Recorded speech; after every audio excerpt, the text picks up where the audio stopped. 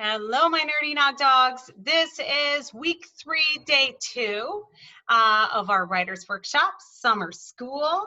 So yesterday we talked about watermelon versus seed when we're trying to find something to write about, okay? So I want you to kind of hang on to that. Now, what I do want to talk about is reminding you of what we reviewed last week, which was what is the criteria for our BTH paper, the big thing that happened. And this is a small moment in time. BTH for big thing happened. Number 1 is it has to be true. Number 2 is it has to have happened to you. You're not writing about an experience that you saw.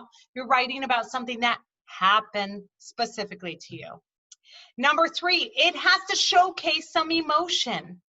And number 4 is it happens within a short amount of time. That's what makes this writing style so powerful, is it happens in a very short amount of time, which then means we can add so much emotion, excitement, detail that it makes for a really interesting story.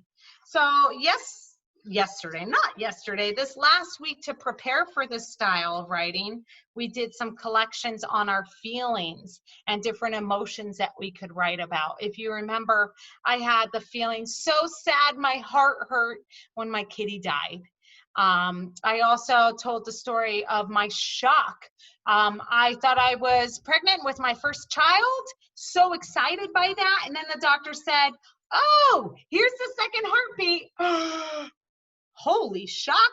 Oh my goodness. So again, this style of writing includes feelings. And last week, you guys were kind of gathering in your collections different feelings that you have felt. We talked about how a roller coaster story or a trip to Disneyland, then finding the seed in that can create for a really vivid, great storytelling experience. So let's look at our day 2 of week 3. And remember that we were talking, this is our warm-up activity. Sometimes we use pictures to help us kind of set the scene, right? So we worked on adjectives for this, and some of the adjectives might have been the looming, there I did it again, technology, let's go forward, not backward. We talked about the looming, oh my goodness, it's not working for me. And that happens, and we're flexible people. I'm not going to write on my screen because it is funky monkey right now. But we talked about the looming trees, right? The trees in the background. We talked about the hazy sky. So adding these adjectives to our writing really helped to paint a picture. Someone said, what did they call it? Because the kids aren't just happy, they are elated at jumping into the water. We talked about the clear, calm water. So adding those adjectives paints a picture for our reader, okay? And we want our reader to see what it is that we are seeing as the writer. And then from there, we can go to inferences, right? Maybe the hazy sky is because there's a fire on the other side of the hills and they don't know it yet. And maybe that is part of your story and what's to come. So we talk about how adding adjectives, painting the picture for your reader can create inferencing by your reader or help allude to what might be coming. Okay, so one activity we do as writers to help us in the skill of painting that picture.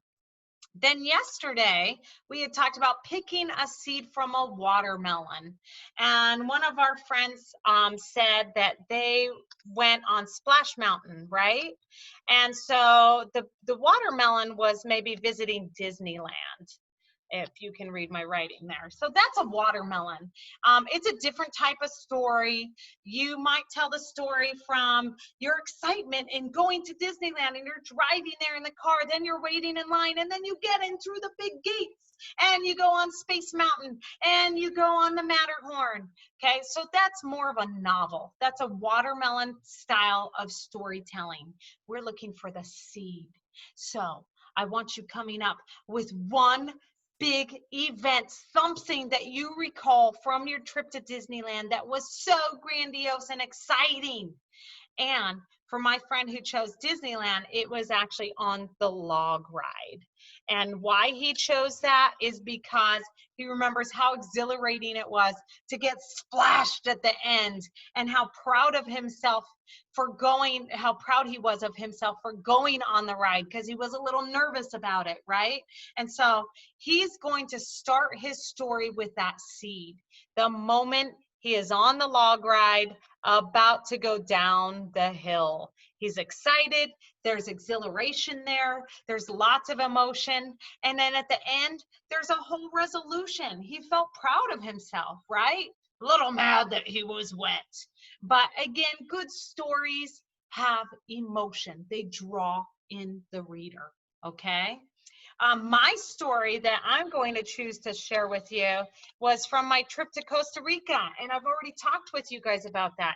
My trip to Costa Rica could be a whole novel. There was so much that happened on that trip, right? Told you about the bus. I was holding on to the rails there. The doors were open, and every time we went over a bump, I thought I was going to fall out of the bus. That's one story I could tell. There was emotion. I was nervous. I was excited. It was different. But I'm actually going to tell the story, and I've told you this already, of where I finally tried the fish soup.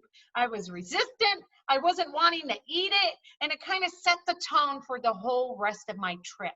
So I'm actually going to tell the story of me eating the fish soup. I'm not going to tell you any more about that because I wanted to unfold and you guys to see my writing process as well as I go through this. So that is the difference between watermelon and seed. Let's see if I can get to my next screen here. Okay, so that is my story. That is still to come. This is what we did in our group today. And this is the graphic organizer I created for the big thing that happened.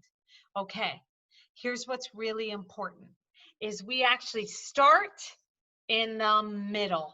It is the big thing. It's where we want to add all the detail, where we want to rope in our reader. It's a big event, but it has to be something that happens in a short amount of time. So again, we're going to stick with that roller coaster idea, right? Our friend who did the log ride.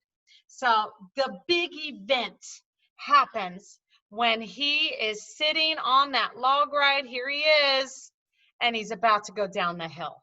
It's a big event, lots of emotion. He is nervous. He doesn't want to do it. He kind of got talked into it. He's super freaked out. So there's lots of emotion there, right? Now, what is on this graphic organizer is also what I call our jot dots. Now, these are ideas because our brains kind of work in picture, they work in words. And so you're not writing yet, but you're note-taking all the details of this moment. So on that little jot dot, I might put down that my tummy has butterflies.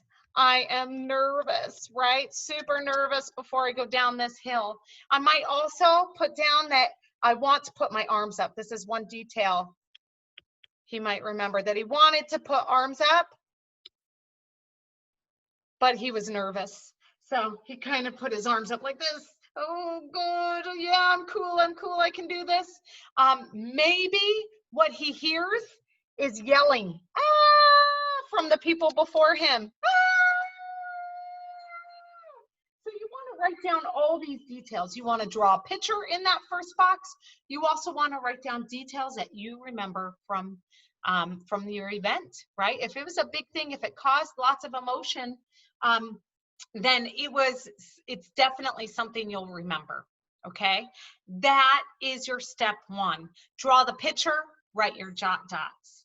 Now, the step two is the moment just before that big event. So you're not talking about when you arrived at Disneyland. You're not talking about getting cotton candy. You're not even talking about waiting in line for the log ride. You're talking about the moments before. So maybe you can go as far back as when you get in the log, here's my log, and that buckle seatbelt comes over you. And all of a sudden, you know it's about to begin, right? Because we're not going, if we go all the way back to when you were told that you're going to Disneyland, that makes for a really long, maybe tedious story. Our job on this story is to meet that criteria. Small moment in time. It's true. It happened to you, and there's lots of emotion. This is going to make for a really interesting read. So we will start our story at the moment just before the big event, and that might be when the seatbelt comes down. Koosh! Uh-oh, seatbelt. Now I can't get out without looking like a ninny. People will think I'm crazy if I start saying, let me off, I gotta get out of here, right? So maybe you're including inner dialogue in that beginning. That's one way to do a hook, isn't it? We're still going to use our narrative story writing techniques and skills from our mini lessons from weeks before and add them into our narrative, because we know that writers use these techniques and they work. Okay, so then your last step will be step 3. And that is what happens directly after. Not what happens after you get off the ride, not what happens after you are driving home, but the moment after. And the moment after, he tells me, he got down and he got splashed with what felt like a tidal wave. He was soaking wet, and it was late at night. So his first instant thing was, oh, I'm wet. It's all cold. What is this?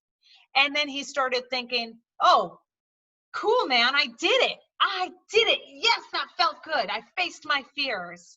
So this entire event takes place in what I'd say is probably about 3 minutes in length, maximum. But we're going to add so much detail to that small moment that it's really going to set the tone for the paper. Okay? So that big thing that happened might end up being told over 2, maybe 3 paragraphs if you can add enough detail. How exciting is that? And it makes for a really interesting read. Okay, so see what's to come tomorrow, Nerdy-Nawg-Dawgs. Today is your graphic organizer for the big thing that happened. I'll see you guys on the flip side. Bye for now.